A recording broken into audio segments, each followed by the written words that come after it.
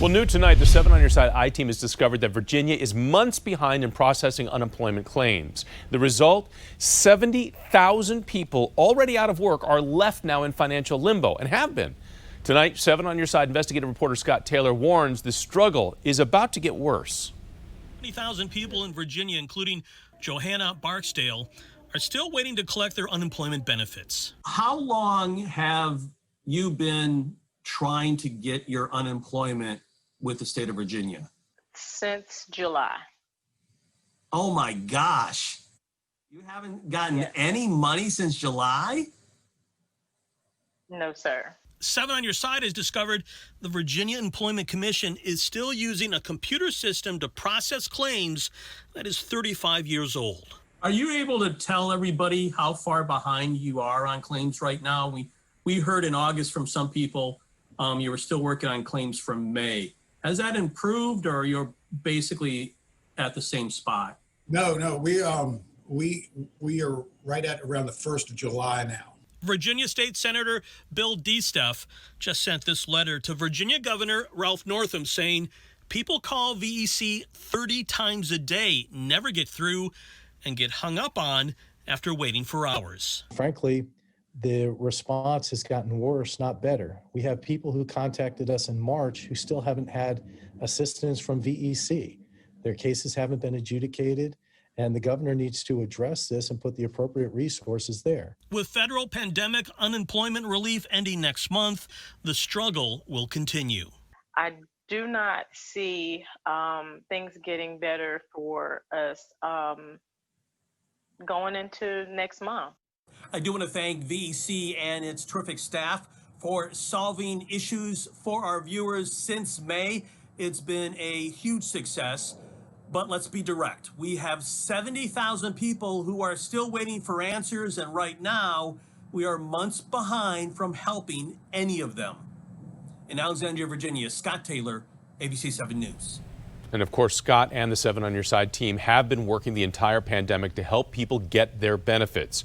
Just last week, he showed us how many chores that he was able to do for a single mother while she was waiting just to speak with somebody on Virginia's unemployment agency on the phone. She was left waiting all that time. Scott ultimately got her the benefits that she so desperately needed.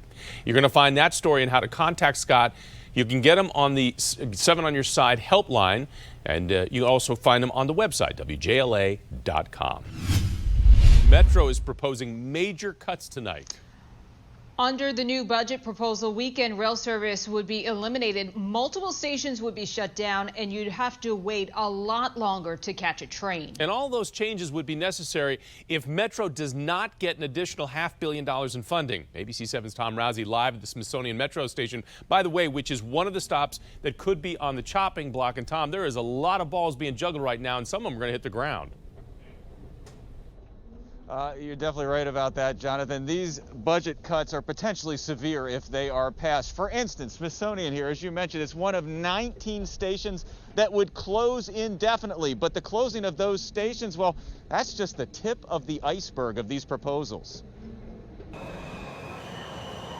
Clearly the toughest decisions that we've ever had to make. Metro General Manager Paul Wiedefeld said in a virtual press conference that right now he does not have any way to avoid huge cuts. Our revenue is driven by rail ridership. And even this deep into the pandemic, rail ridership is down more than 85% weekdays, costing Metro hundreds of millions of dollars. So this is what the GM is proposing: eliminating rail service on Saturday and Sunday and closing stations on weekdays at 9 p.m. And at many stations, trains would only come every 30 minutes, although many downtown stations would see a train every 15. The GM would also indefinitely close the same 19 stations that were closed for months earlier in the pandemic. As for bus service, it would be reduced to just 41 bus lines. That would make up about 45% of the service offered pre-pandemic. That said, on the weekend, bus service would actually be increased because the rail system would be completely shut down. We're going to increase the bus service on weekends to try to make up as much of that as possible. And the news is not good for Metro employees either. Potentially 2,400 more jobs would be cut, in addition to 1,400 already in the process of being cut. So that's roughly 3,800 positions, almost a third of our entire workforce. Now, can this be prevented? Well, if Congress is able to pass a relief bill for COVID-19 that includes money for transit throughout the U.S., that could potentially make these cuts a lot less severe. The other thing that could possibly help, I'm told, a vaccine. The general manager says if a vaccine proves very effective and it gives people confidence to ride Metro again, that could also change the financial picture. But if neither of those things happen, he says severe cuts are probably unavoidable. Reporting live along the National Mall tonight, Tom Rousey, ABC 7 News. All right, Tom, thank you. 7 on your side wanted to know just how many riders this could impact on the weekends. We found the numbers from this past Saturday and Sunday, and take a look here. Even with ridership way below normal levels, there were more than 89,000 Metro trips this weekend. Over the past week, ridership was down an average of 81% from last year. And not long after the news on Metro broke, D.C. leaders called on Congress to act and act quickly. Mayor Bowser saying in a statement that Metro's, quote, deeply troubling proposal is another reminder of the critical need for federal stimulus to revive our economy and preserve our way of life. D.C. Councilman Charles Allen tweeting that the cuts would be, quote, devastating for rail and bus for the D.C. region and for businesses and jobs, and most importantly, for essential workers that depend on transit.